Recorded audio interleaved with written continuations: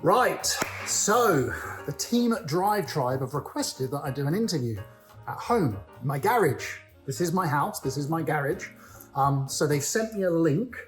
Now I genuinely, by the way, I haven't looked at this link. I have no idea what the questions are. But if I click on there, right, actually the link is entitled Barbershop Interview. Now this obviously isn't a barbershop. In fact, you're not allowed to go to a barbershop whilst we're in isolation, which means at the end of this, and we will get through this, at the end of this, there's going to be loads of people with dodgy haircuts. I'm not sure if that's a bad thing. Right, first question. My name is Anstead, and I'm best known as a TV host on Discovery Channel. Well, I think the safest way to answer that is that it's, at the beginning, it was an overwhelming amount of pressure. Wheeler dealers have been around for so long that whoever that mechanic is ultimately going to be criticised because, unfortunately, that is the way the world's gone at the moment. We could produce this amazing show, paint a car, rebuild an engine, and there'll be somebody out there that says the rivet's wrong or you didn't put the right size bolt in that, because of course it's easy to pick fault in it. So for me, I think one of the craziest things about being a wheeler dealer mechanic amidst the current social media climate is that ultimately it's very critical. Yeah, I've moved my life to California. I live here now. I married a Californian, if you didn't know. In fact, we've just had a child, little baby Hudson, who's only 6 months old. So personally, I've really settled in. I love living in Newport Beach. I love being in this part of the world. I live right on the back bay, so I can walk to the beach. I can cycle my bike around the nature reserve. I live 3 minutes from PCH, the Pacific Coast Highway. So it's a very nice place to live.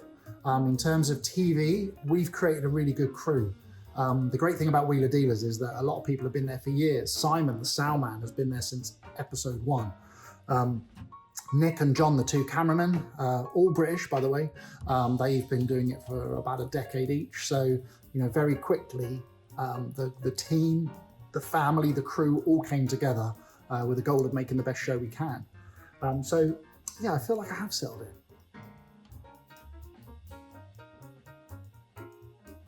It has to be my first. Yeah, it has to be.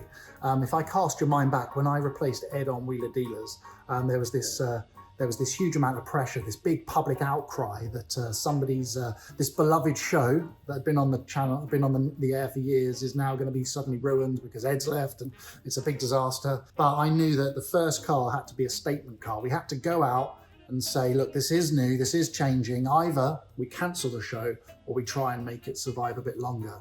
And, I knew that first car was going to have a whole load of pressure on it. And it had to be something iconic.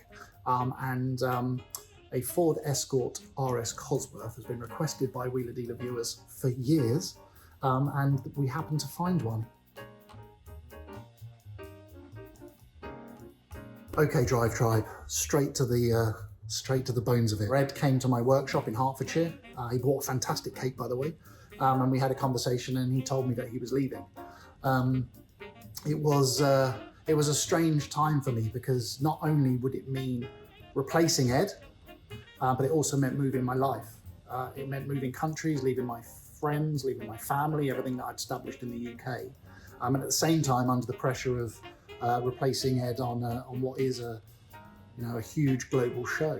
And all I could think about at the time was, don't be the man that sinks the world's biggest car restoration show. And that pressure was insane because ultimately it would have been potentially career defining for me. I could have joined the show, it could have been a huge flop, and it would have been very difficult for me to recover. Where do I go as a TV host from that? Hi, I'm the guy that sunk Wheeler Dealers.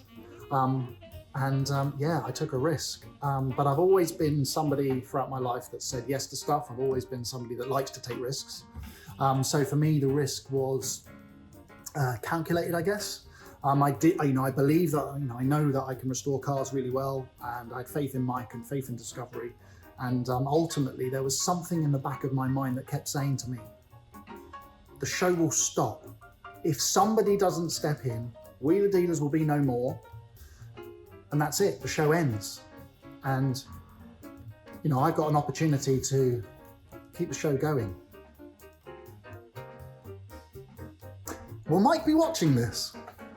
No, I know, all jokes aside, Mike is incredibly committed. I've never worked with anyone who lives and breathes this brand. He, you know, if you cut Mike in half, he would bleed Wheeler Dealers, and that is the truth. And there's something else as well, is that Mike's been on TV for over 2 decades, and you're not on TV for over 2 decades unless you're really damn good. And that's what I will say about Mike, is he's really damn good. And what a lot of people only see, well, sorry, what everybody sees is those hours, those 1 hour shows. What nobody sees is what happens to make those shows, what goes into that. So I get inundated, and I'm talking about way too many texts, emails, phone calls from Mike, because he's always looking for new cars. He's always talking about which projects are next. And on a daily basis, he's just really kind of gregarious and loud and fun. And you know straight away when Mike walks in the door what sort of mood he's in. And 9 times out of 10, it's just a really jolly mood. He walks in, boom, hello everybody. And he kind of keeps the energy on set up, because he truly loves what he does. And it helps you to work with people that are passionate and fun and engaging. And you know, Mike's made my process of joining the show really, really easy.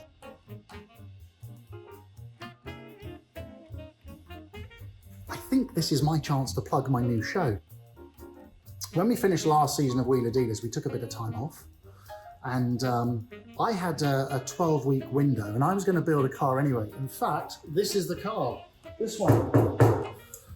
Now, before Formula One became this huge monumental circus, this multi-billion-dollar business it is today, it started off in far humbler times. The first ever race, when the FIA got their heads together and said we need to create a new race series, it's going to be Formula One, was in 1950, May 13th, 1950, and it was at Silverstone, the home of British motorsport.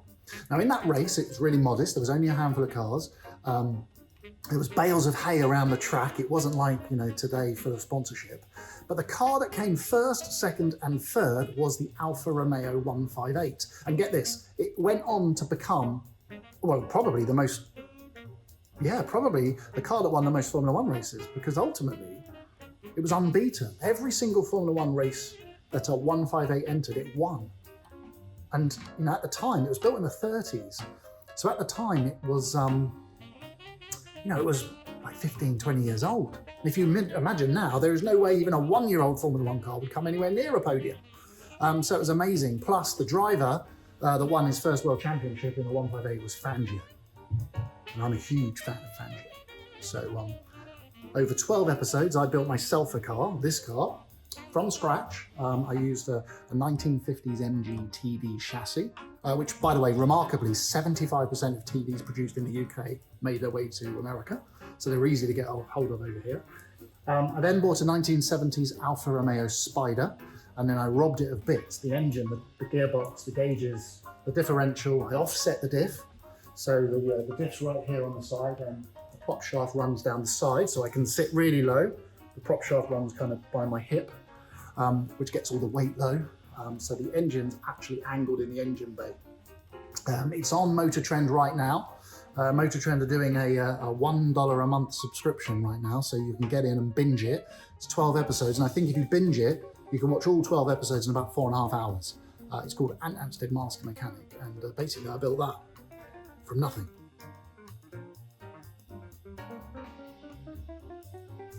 Yeah, do you know what? If I was to pick one episode that I'm incredibly proud of, it would be the Saab 96. It was an episode where we changed the format. Mike went to see a 96. I was begging him to go and get one. And the clutch didn't work. And I was only around the corner, so he phoned me up and said, come down, check this car out, the clutch doesn't work, and we filmed it. And getting hold of a clutch for a Saab was quite easy. So while Mike quickly ran to the shop to buy one, we fitted the clutch on the driveway before buying the car and took it for a test drive. And then later on in that show, I did this nice little rust repair around the windscreen. That was really cool. And we gave it a repaint, and we produced what I think is a really beautiful, usable Saab 96. So if you want to watch an episode, I'd recommend that one. Wow. That is a great question. Have I ever thought about being a YouTuber? Wow. Okay, the car landscape is changing. If you consider the peak of content being Hollywood movies where millions of dollars are spent and Lamborghinis are being blown up and thrown off cliffs, and that's a moment in a movie, all the way down to YouTube, the sort of this lower level content that sometimes that kind of props it up. And if you, let's say Wheeler Dealer sits somewhere in the middle, it's kind of produced.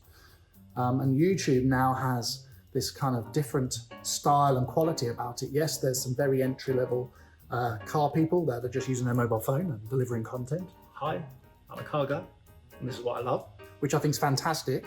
But now YouTube's changing. It's changing to deliver kind of richer, more expensive, more produced content. Would I? Yeah. Do you know what I would? I've never been obsessed with being on TV. I've only ever been obsessed with delivering cool content. And my last show, Master Mechanic, was actually my 14th TV show, which is amazing. I can't believe in the time I've been on TV, I've done 14 shows. And you know, if I'm really, truly passionate about something, it wouldn't bother me whether it was on Instagram, Twitter, YouTube, the BBC, Discovery. I just think it's really important that we keep delivering cool stuff. Right, yeah, for those of you that don't know, I used to be a police officer. I joined the police in late 90s, 99. I left in 2005. What's the coolest thing I've ever done? Yeah, I've done some pretty cool stuff in the police. I've had some cool car chases. I can remember chasing a stolen Porsche 911, which had the roof down with clouds of cocaine going out the top. That was pretty epic. I spent 3 days in a safe house with John Duffy, the railway murderer. Serial killer. That's pretty epic. I've obviously seen and done some really crazy stuff. I was going to tell a story then, and then figured I won't, because it's pretty brutal. What else? Second half of the question. What was my favourite police car? Well, that's actually quite easy. In the latter part of my career, I joined the TFU, the Tactical Firearms Unit, and they had two cars, a Mercedes Estate and a Volvo Estate, and hands down, the Volvo is my favourite police car. Now this is easy to answer because I love metal fabrication. So for me, the best part of building a car is the metalwork. Yeah, I actually I create a reputation for building recreations, for years, for over a decade, I was making replica cars. I found that there was a huge market for it. When I stopped making replicas, I actually started creating my own models. So I knew at the time I was creating a convertible and a hardtop. So I created a two-seater convertible called a Barchetta, and a two-seater hardtop called the Comet. So if you look online, or if you guys at Drive would add a nice picture in, the Comet is my interpretation of what a modern car should look like if it was inspired by heritage. It's taken design influence from all of my favourite cars, Ferrari, Lotus, Aston, and it's a completely modern vehicle. So it uses a modern LS3, a V8 by GM, 480 odd brake horsepower. 5-speed manual, limited slip diff, discs all round, adjustable suspension, and those are modcoms, electric windows, air conditioning and stuff. So it's basically a historic car for today's market. Well, I like to stay relatively busy. I have a book coming out. I've actually written a book with Haynes. So that's going to be out hopefully in the summer. I've also, I'm doing other car stuff on television. I'm not sure that I can tell you everything about it, but I am doing another series on TV. Also, I'm finishing off Wheeler Dealers. I'm in the middle of a run at the moment. And I also help with my wife's show. So my wife, particularly for you British people, her name's Christina. She hosts two shows out here in America. One's been on for years. I think it's in its 9th year. It's called Flip or Flop, and it's a house restoration show where they buy a wrecked house, fix it and sell it, which is kind of funny. because I get cars, fix them and sell them. That's weird. And she does another show called Christina on the Coast, and I appear in Christina on the Coast quite a bit. And I also help in the show as well. For example, only last week, I built a light fixture that goes in the ceiling of one of her couple's houses. Right, well, being under contract with Discovery, I'm handed a car normally based on the sponsor at the time. So right now I have this huge Tahoe. It's massive, it's like a boat, which is a Chevrolet. Or a GMC, I actually can't remember. No, it's definitely a Chevy. It's a Chevy Tahoe, 3 rows of seats. Wow, well, obviously there's these 3 cars in the garage. I've got some cars still back in the UK. I've got my lovely little Ginetta G40 race car, which sadly I actually decided to sell, which is available if you're in the market for a Ginetta. What else? Obviously, Dowsets, I've got a few cars. I've got a Comet. I've got a Comet here, which is currently being converted to electric. I'm a big fan of electric vehicles, by the way. This is easy. Series 1 Land Rover. It has to be. But the very, very first, go back to like 1948, Land Rover became sort of available to the public. So one of those kind of early prototype cars would be amazing. That is a great question. It has to be a toss-up between Triumph and MG. My first ever car was an MG Midget, and I've had a lot of Triumph Spitfires. Yeah, I'm going to say a Triumph Spitfire. And the reason why a Spitfire is a great entry-level car, first of all, it has a flip front. So it's really easy to remove the front and get really good access to the engine area. Secondly, it's a chassis car. So it has a monocoque on top of a chassis, or it has a body shell on top of a chassis, which actually splits quite easily, so you can really get into the nuts and bolts of it. It's got fantastic support online. There's a huge Triumph Owners Club, so you can get hold of parts. Parts are accessible, parts are affordable, plus it's British, it's 2-seater, it's rear-wheel drive, it's manual and it's convertible. Right, I'm going to avert my eyes for a second because I've been given a load of quickfire questions and I want it to be quickfire. So first is Aston, Jaguar or Bentley? Aston Martin, unless it's a blower, then it'll be Bentley blower, but Aston. Full engine rebuild or rust repair? Rust repair. V8, V10 or V12? I'm going to say V8. Describe Mike Brewer in one word. Committed. Clarkson, Hammond or May? Wow. Well, I've worked with James May. We did a show together called Building Cars Live. And I'm a huge team player, so James has been on my team before. May. The Grand Tour or Top Gear? Wow. Actually, that's an easy one to answer because Top Gear still is a benchmark on which all car shows are measured. So it has to be Top Gear. Top Gear. Final answer. Yeah, well, I'm apologising that this isn't in a barbershop. It's in my garage. Thank you so much for listening to my rather boring drivel. Guys, stay safe out there. It's a really strange time that we're going through at the moment. And the only way we get through it is by pulling together, respect the social distancing, stay at home and use this time positively. There's loads of great car stuff on TV. So go and binge. Bye. Or bye.